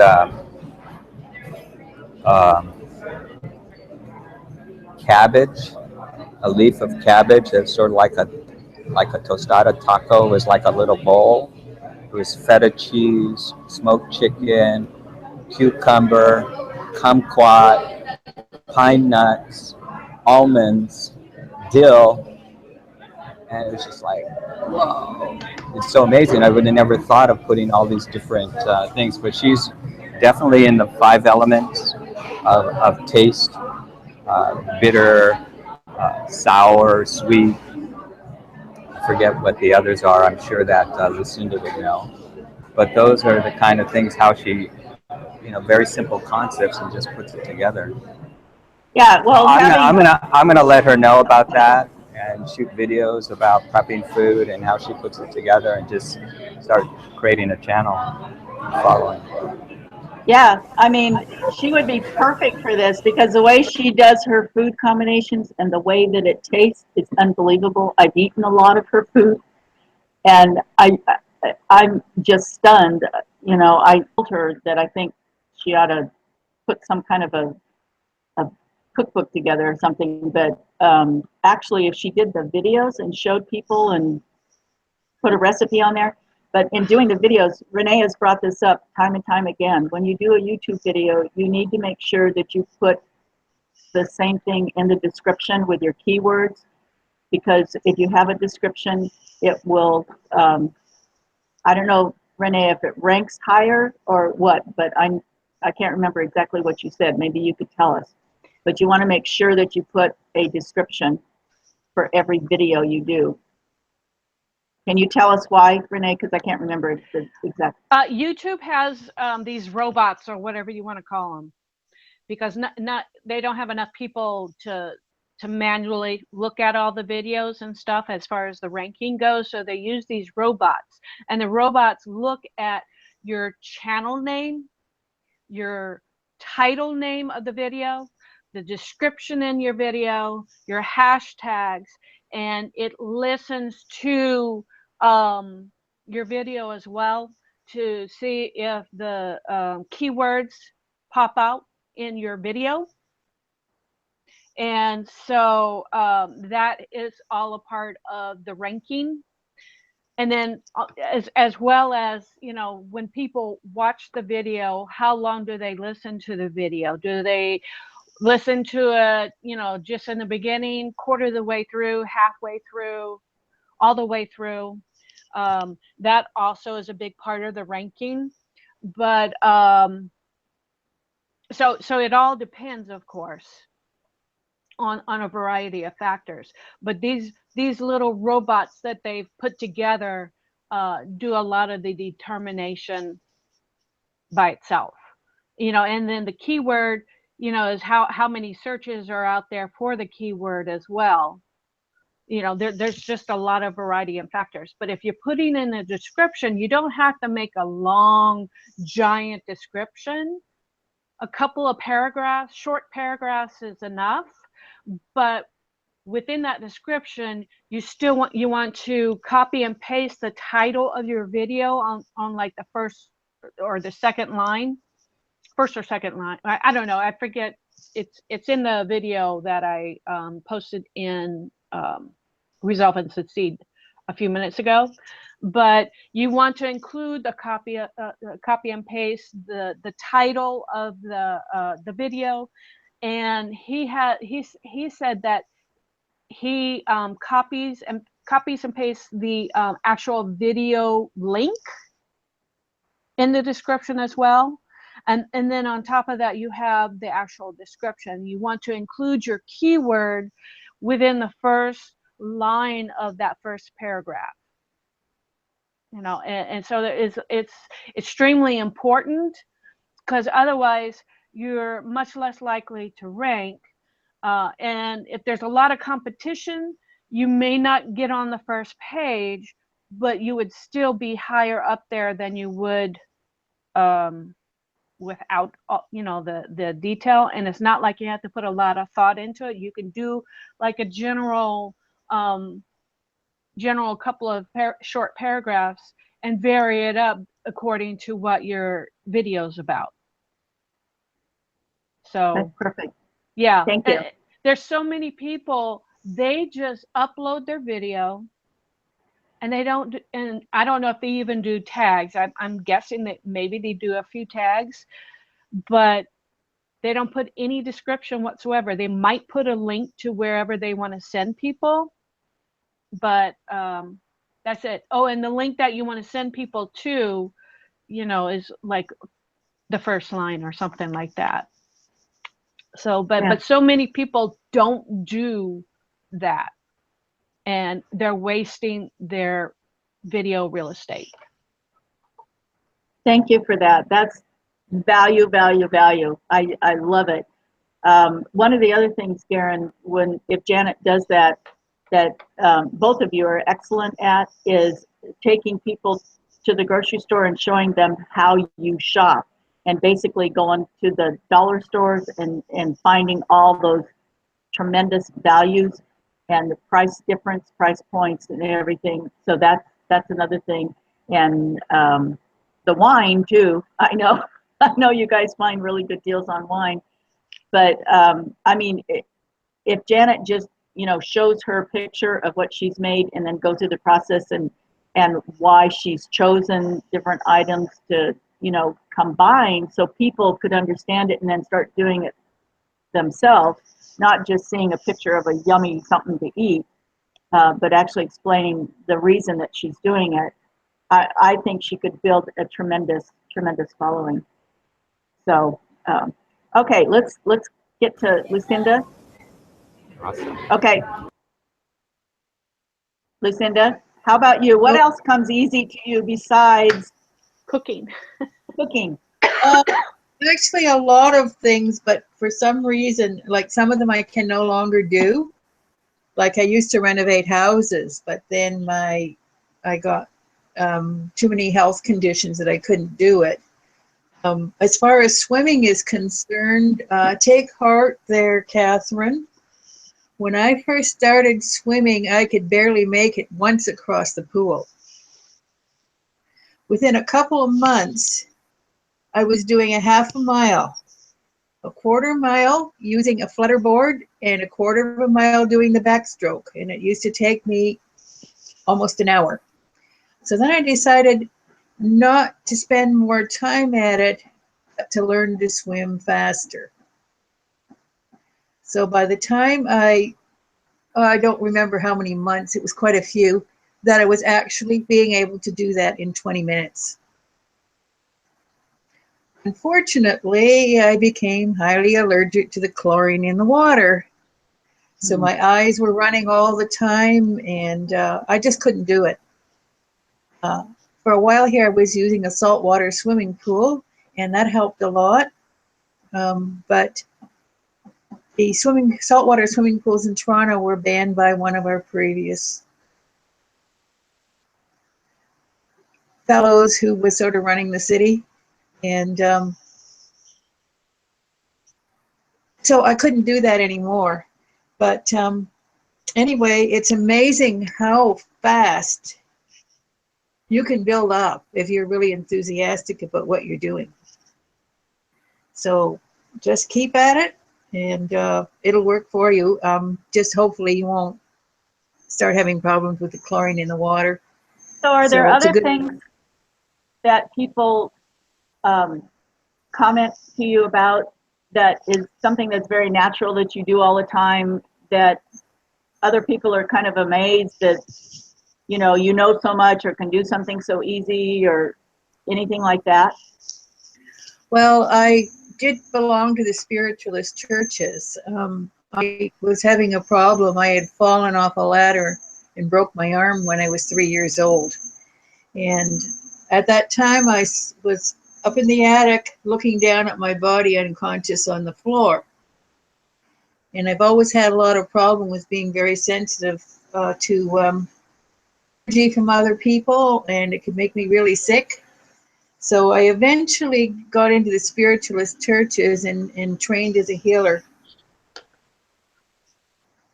And I was teaching healing in the church, and I was teaching people how to the child self. One lady, she'd been going to a psychiatrist for 8 years and couldn't access her child self, but she did it in my class. I was very good at working. I did massage for a while, but because I didn't have a certificate to be a massage therapist, I called it essential oil body rubs and used essential oils in it, because you can get into a lot of trouble if you're being a massage therapist or these other things where it requires a certificate. Mm-hmm. So there's ways around that. One lady in particular, she was being deeply abused by her husband. And she said, I don't know it. She says, I leave him and I just end up going back. And I said to her, well, the reason you're doing that is because whatever it is you need to work out with him, you haven't worked it out yet. So she was really impressed with the things that I had to say to her. And she said, all these years I've been going to a psychiatrist, and you told me more helpful stuff in 20 minutes I could possibly do. So that was nice to hear that. And I found that because she had been physically abused, when I did work on her body, I would work a bit on the knots in it. And then I would take this, like her arm, and I would just gently rock the muscles and on the legs and stuff, just very gently. And that is so successful with someone who's been badly abused because they don't need to be put in a lot of pain, deep muscle massage. Yeah, I was into that. Swimming. I also have always found a lot more efficient ways of doing things. And I would spend more time learning how to do something more efficiently than I did actually doing it. Now that could be So we'll see. something that you could do a course on. Um, Mhm. Again, what I'm trying to bring out today in all of us is that what comes naturally to us that other people, you know, are in awe about, but to you it's no big deal. Or So you don't even realize that you have certain talents and skill sets. You're not right, even aware of them. right, yeah. So that right there is one that I know um, would draw a lot of attention because a lot of people would want to know how to do things more efficiently. Yes. That is a real key thing Mhm. right there. So that's something you could build on. You know, Yes. the other I think is really good, but you have to have physical contact with them, and you don't have that, nor would you want to at this point. But to like, you could go and do the YouTube videos, you know, and or you could start a blog. Either one. You could do your fan page, and you know, just focus on that and just build a fan page for how to do things more efficiently. Mhm. There's a lot of people that would like that information, and it's just like Renee is giving us, you know, all these little tips and tricks of stuff on how to be more efficient and how to get a better result at what we want to do. So that could be a key thing for you as well. So anything else that you can think of that people are kind of in awe of you that's like no big deal to you? Uh, Well, I've always been very good around understanding real estate, and that's why I'm getting interested in perhaps going back into that as we're going here. So the cookbook definitely is my passion right now. I've actually been spending a lot of time these last couple of weeks because there's so many other things that I want to do, but I want to get this recipe book in the market first. Good. So, but I still seem to be getting dragged more into the real estate end of it, um, doing a lot more stuff with Robert Kiyosaki's site. And got me thinking of, I've learned so much that I didn't know from reading his books. His fourth book, I'm reading the fourth of his books. And the one that I'm just about to start is he wrote a book with Donald Trump. I was curious about that because he's a really nice person, Robert Kiyosaki. And it seems odd to me that he would write a book with Donald Trump. So Donald Trump must obviously have a lot of really special talents. So it's going to be interesting to read that. That's great. Well, thank you. Uh, Did you have more? Because I wanted to get on to Renee. Are you good? Okay. I didn't mean to cut you off. Renee, how about you? You are a woman of many, many talents and of skills and abilities. And it's really, sometimes it's really hard to narrow down the focus as to the strongest skill sets and so forth and so on.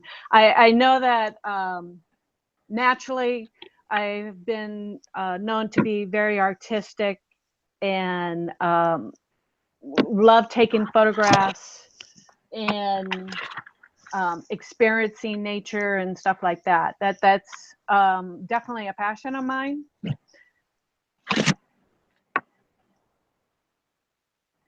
I guess I had not really put a lot of value into it though, because it takes a lot of effort in order to get recognized as an artist and stuff like that, and I just felt like that wasn't quite the path that I needed to go, even though it's in my heart.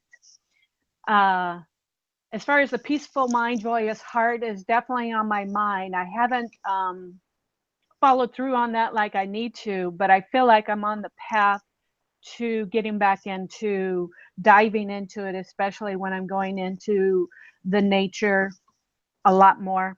Because for me, nature is peace, it's love, it's inviting, it's expansive, and extremely joyous. When I go out when I went out to Tahoe area, or when I go to Yosemite, I can't stop smiling. That is what makes my heart sing. So I definitely need to incorporate a lot more of that, and I decided that I have to. Skill sets, I'm pretty quick on picking things up. I've been told that I come across as very warm when I do videos, and it took me a long time to be able to feel comfortable to be able to do that, to expose myself, because exposure is something that I've been very guarded on all these years because of my childhood. So letting down that guard has been probably my biggest obstacle, for sure. Talents, I could do a lot more videos. I know that I've learned a lot, and for whatever reason, I don't place as much value in it until somebody gets me to start talking about it, like you do, Sharon, and stuff. I don't know. I struggle with it for whatever reason. When I was younger, I was told I was a good writer, but again, I had that mental block because the teacher did not give me the grades that I was expecting when I, wrote these masterpieces and haikus and poems and all that kind of stuff. I'd get like a B. And for me, a B was not acceptable because I was wanting an A. But in my high school yearbook, I had several people say, keep on writing. You have a skill and it's very relatable. But I had that mental block with the teacher. And then, I don't know, I guess now I'm starting to feel like, I'm starting to learn that it doesn't matter what other people say and think about you. It matters what you feel and how you say it. And if it feels right, then somewhere out there, there'll be people who will recognize it. Competitive? I don't know if I'm competitive because I don't feel salesy. I don't like this salesy approach like Miles does and stuff like that. And I wish I could, but I just don't feel comfortable. But then I think about what I mentioned to Catherine about all those short how-to videos. And I thought, that makes perfect sense to be able to do something like that, to be able to impact others, to be able to help others in the subject that I feel passionate about, that I do want to help people know that they're okay and that their experiences are fine. It may have been hard to deal with, but they made it through, and that they can experience even better things because of what they've done, what they've gone through. and that they can understand and appreciate other people's experiences and to be able to help them. So that's probably my biggest thing. Am I in the right line of business? Maybe not. You know, the online marketing for I love 4% and what it represents, and I love how it's expanding into a lot of, you know, a lot of the mindset and self-help and all that. So I really feel like that has a lot of great things. I just I don't think I'm naturally a marketer per se. Maybe I need to focus more on like something like the peaceful mind, joyous heart line of thinking. I would like to be able to do a lot more creative, fun things, and maybe incorporate that into my business. I just need money now.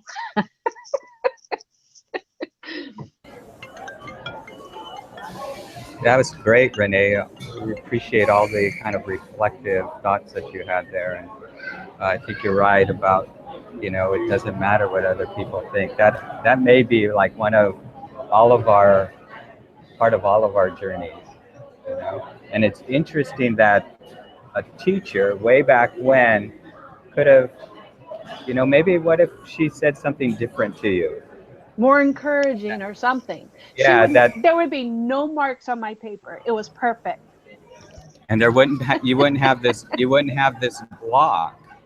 I just think, I mean, for me, that says, you know, Karen, be very mindful on what you say to people. It has an impact that may be long lasting. So thank you for sharing. And Yeah. that's really interesting about evaluating, are you a marketer? You have these um, qualities, creative qualities. But I think you can still market even like those other aspects.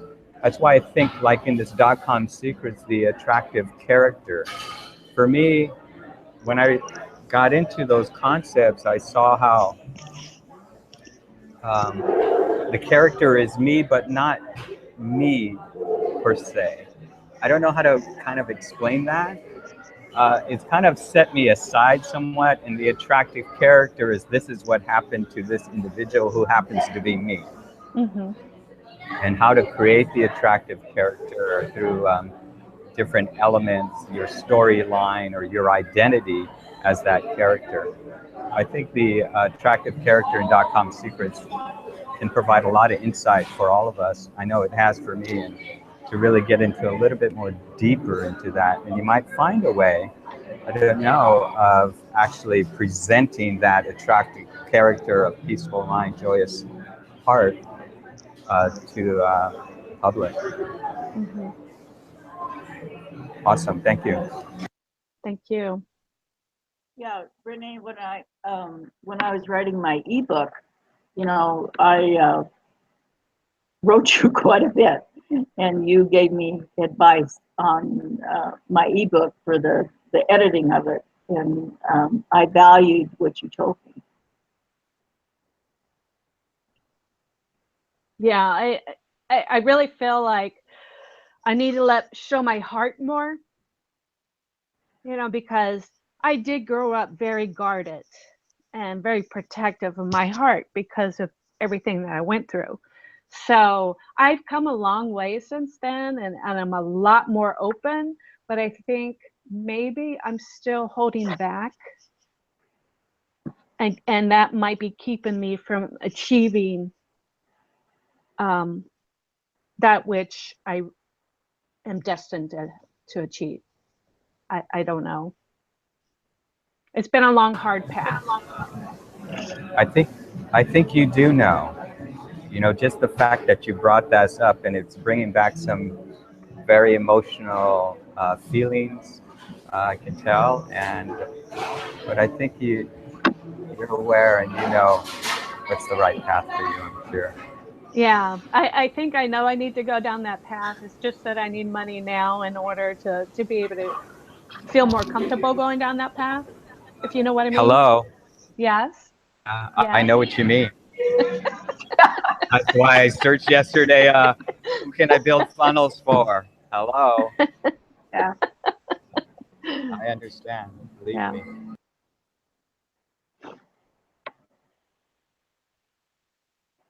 Okay. Yes, Sharon? Tell us. Spill the scoop. You've really touched me today. And I'm sorry. Like I say, these tears come when I know truth is being spoken, and your truth is coming out today. Um, you said to Catherine that she didn't have to be salesy in what she does, and you need to reflect that back to yourself True. because the talents and abilities and skills that you have. I mean, when I think of Renee, I think of your laughter because you're always laughing. You're always laughing. You always are so upbeat and have such a gift to give to people. And I think you need to really realize what a gift that is.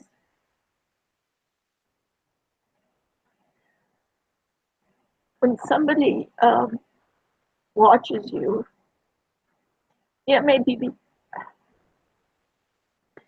only time your son's really, because I have tears right now, but it may be the only time that somebody laughs in the daytime. Um, I don't laugh a lot outside. I mean, I I'll laugh inside a lot, but like we'll be watching a movie or somebody else has a reaction and they laugh out loud, and I laugh inside, but I don't laugh out. You're always laughing. I love to laugh. It feels Yeah. so good. And see, that comes naturally to you so much more than it does to me. And it's not that I'm not a happy person because I am. Um, and I enjoy life and I love life and I particularly love my life. And I'm so grateful and you know, thankful for all that I have. But, I'm just not a person that laughs a lot. So when I see you, it's very refreshing to see that so naturally coming from you. Um, it's been, I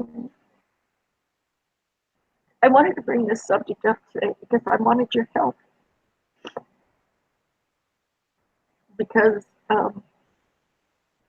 I was trying to think of things that I could do and what my skills and abilities are, and things that I take for granted.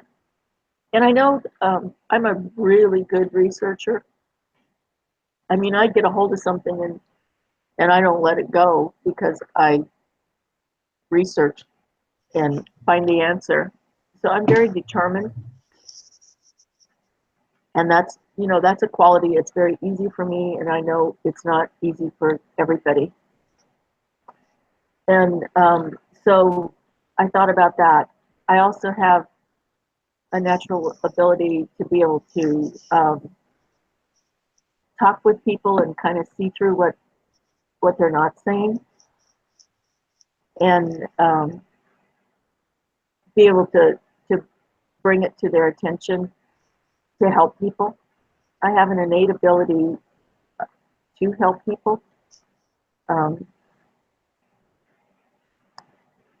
but I was thinking, well, what can I do with that? How can I do that? And then I thought, well, maybe I could do videos on my journey, Mm-hmm. on my journey of this, of this, what I'm going through with marketing and you know, I had my own business, and I know if any of you read my ebook, you know this, but um, you know, I started out, I didn't have much confidence in myself, and so anyway, you know, I worked for a lot of people, and I always had a lot of confidence when I went in, like when I went in for a job interview. You know how most people hate job interviews? It never bothered me a bit because I went in with the attitude that they would be darn lucky to have me as an employee. And so I always went in with confidence because I knew that um, the skills that I did have were strong, and and that I was a really good employee. So every time I go for a job interview, I'd always get the job. And so that, you know, that was something that I know a lot of people don't have that ability. Um, and that did come naturally to me. And then you know, I started my own business because I love weddings and I love the wedding industry. And I always wanted to work in the wedding industry. And yet I had no experience. I had only been to 2 weddings in my life, um, but I love weddings. And so, you know, I was working at the time as a manager for a satellite company, and I decided that I wanted to do this within minutes. Talking to a friend of mine, asking her how she had built her business, and she had told me that it took her a really long time to put everything together. And in a 20-minute drive home, I put everything together in my head and went home and told my husband, I want to do this. I want to, you know, I want to be a wedding coordinator, event planner. And I had no experience at it except the fact that the company that I worked for wanted me to put a conference together. I had never done that before, but because my natural ability of being able to figure things out and do things in a very organized way enabled me to put that conference together, to think the process through of what it would take to do it and make it happen. So, and they had called me up and said, you know, the guy that was in charge of the conferences had quit and they didn't have anybody else. And because they had seen this was the corporate office, and I worked in Sacramento here, and they said because of what they had seen of my abilities, of organizational abilities, you know, they wanted me to do this. And they gave me no help. They gave me nothing to go by. So I had to put the whole thing together myself. And so anyway, I used that as a basis because I figured, well, if I can put a conference together and it was the most successful conference they ever had, then I ought to be able to do this. So I did 6 months of research, and then I opened my business as a wedding coordinator and event planner. And I worked for some really rich people, and I would go in there before I would go in for an appointment, and I would laugh to myself because I would think, you know, these people think I've got it all together and I know everything, and they've got a lot of money. And if they only knew that I had no experience at this, but I know I can do this, they wouldn't even look at me twice. But I went in and I, you know, did my thing, and I You would, knew what questions to ask too, though, right? yes, I did. And the way that I based it all was on their personal level. I would find out exactly what they wanted, how they wanted, you know, what what they wanted, not what I wanted. And then so I asked the questions first, and then I made it happen. And I was able to put everything together. And I'll never forget this one Jewish wedding that I did. And this lady was one of the hardest customers I've ever had in my life. And I did decorations for her as well because I'm kind of artsy crafty, or I used to be. I don't do it anymore, but did decorations for her also. And then I coordinated the wedding.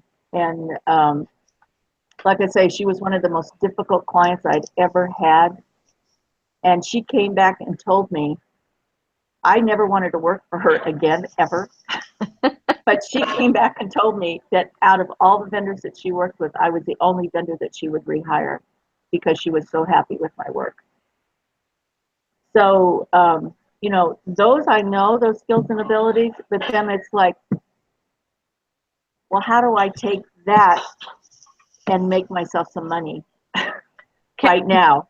Have you tried or thought about the idea of becoming a life coach with the focus on organization and helping people to maximize their potential No, based on who they are?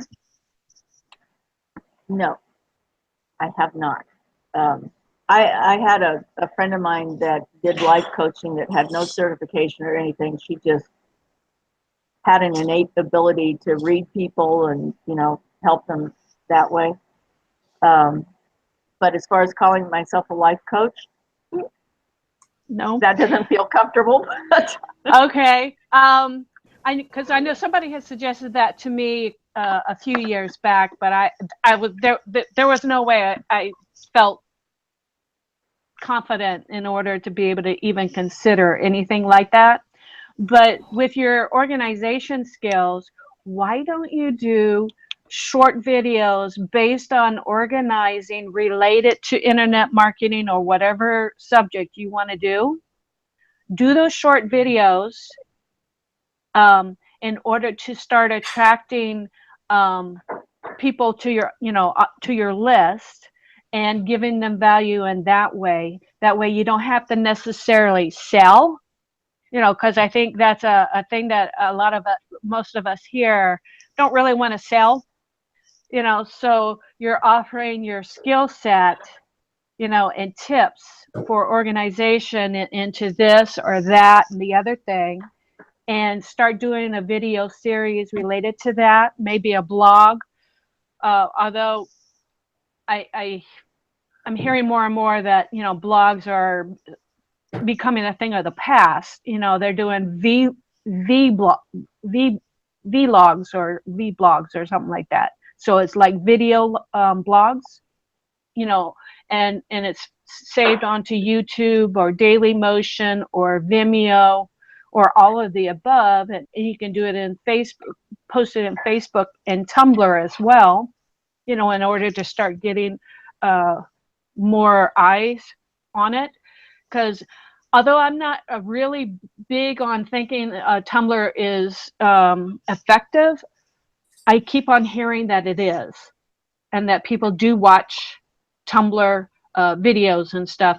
You're actually, what you do, and if you want to upload a video to Tumblr, is you post the link from YouTube into and it'll go into Tumblr. That way you can't directly upload a video to Tumblr. But there's different ways of getting the word out there. And I'm saying all this stuff, and I need to use the same message to myself, right? You know, but that is one way that you can do it in order just to be able to start getting more material out there. You know, because I know that we're all doing a lot of research, we're watching a lot of videos, we're reading a lot of things, but we need to implement a way more than what we do. You know, and I keep on telling myself to do this, you know, and for whatever reason I was slow. So I'm trying to push myself back into that motion. And for me, going to Yosemite and getting back out in nature, going places is what's going to start getting me back out there, you know, and start doing things and letting people know I'm there. Because if we don't put out material, we don't exist. How are we going to attract attention? Yeah, you You said know? that a lot. Yeah, and I every now and And then I I'm go through the invisible. process. I go through the process and I do it for a while and then I stop and then I do it again and I stop. So it's really, consistency is key. And since you have that strength, I am not the best on organization. I admit I need to be better on that, you know. But since that's a strength of yours, you should upplay it. Yeah, it's kind of funny because If y'all could see my office that is stacked, stacks and stacks and stacks, and I think organizational, it's like, oh my gosh. So there's different types of organizational, and it's Yeah, but not that, it's organizing the project, yeah, right? yes, it's taking stuff. I'm extremely good at taking stuff step by step and breaking it down into elementary steps that people can understand. Hmm. And so, yeah, because and this is another way to look at things that just popped into my head. Um, think about some of the things that frustrate you, and then think how you could resolve that problem. Because one of my biggest frustrations is going on YouTube videos and trying to get information from somebody that either they don't speak English very well, so you can't understand them, or they go so fast and they just do click here, and you can't tell what they're doing from one Stop. place to another. Pause it a lot, for sure. Yeah, And but even when you pause it, they've gone so fast in the video, you can't see where they went to. That's a real frustration for myself. So that's understandable. because of that, when I do videos, I'm gonna just, I do, okay, you go here and then you click here, you go here and you click here, and I make sure that people can see where I've gone and so on and so forth. So I'm saying this for the rest of you, what frustrates you and how could you fix that frustration? Because if you're frustrated by it, other people are frustrated by it as well. So what could you do to resolve that frustration for yourself? And in fact, in turn, you'd be resolving it for other people. I think Just a thought. for me, my frustration is myself. I think, because I know what I need to do. I know I have some skill sets that can definitely easily be put out there. And I get frustrated at myself for not actually taking the action sometimes. Frustrated at other people, for me, it doesn't matter. But it's more in myself. Yeah, well, you have, I always look forward to the information that you provide on these Hangouts, because it's like, it doesn't, no matter what subject we bring up, you have the information right there on your fingertips or your tongue, and Not really, but okay. yeah, no, really, you are a huge contributor in your knowledge base that you have. Excuse me, and I, for one, certainly appreciate all the contributions that you make to this Thank group. you. Thank you. But anyway, do y'all think this has been helpful today? Because I know it's almost 11 o'clock and we got to stop. I think it's been awesome. It was very helpful to me. And as I watched everybody speak, I think it seemed to me that I'm not the only one who gained from this. Gained a tremendous amount from this here, Sharon, and I don't think you realize how much I appreciate you. Amazing what you've done on this site. Absolutely amazing. Well, thank you. Thank you.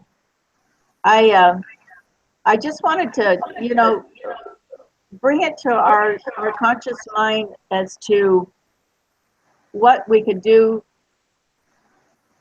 in recognizing, like I say, what we take so naturally, and yet it could help so many other people.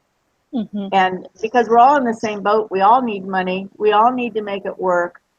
So, we're following all these different people, and it's like, maybe it's time that you followed yourself and started building your own following, and building your own empire, So Vic always says, don't ever depend on just one person, but the number one person that you should be depending on is yourself.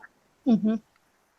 So I thought this would be a way. I mean, the .com secrets and the expert secrets have just been amazing books for me to read. And now going through the affiliate boot camp, you know, getting it reinforced there also as to, because most people think that they don't have a lot of value, that they're not good enough.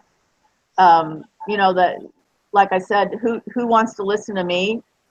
But there's a lot of people that want to listen to you, and a lot of people that can learn from you, and a lot of people where you can touch their lives, and it makes a huge difference. And you never know how it's going to touch somebody's life. Like, you know, for me personally, when I started contacting Catherine, because she would never call me, even though I kept telling her to, she never would.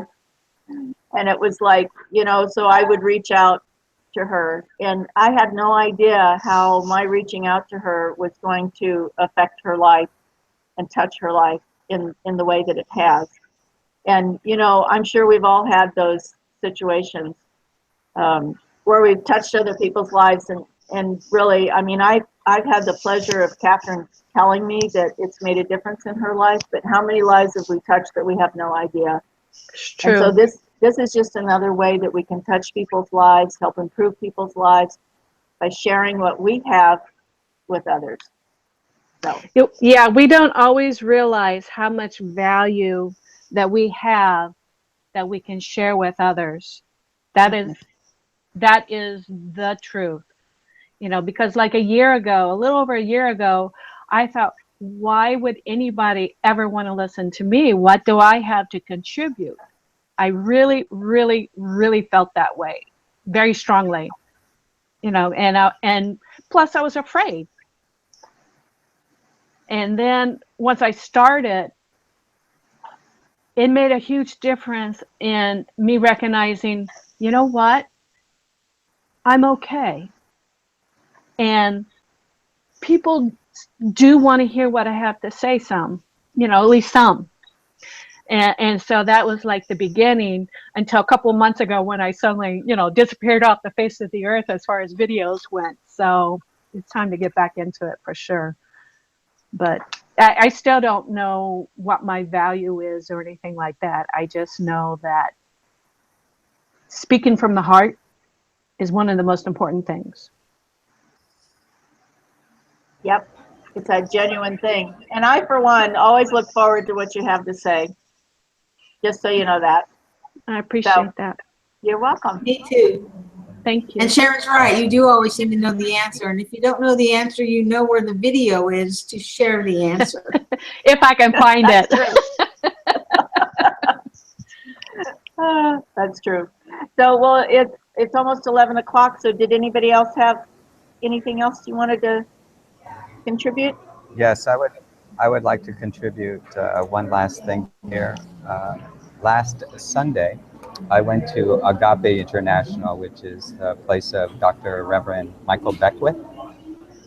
And he wasn't there that day. And he had a guest speaker that was incredible. And I wanted to share that live stream video with you.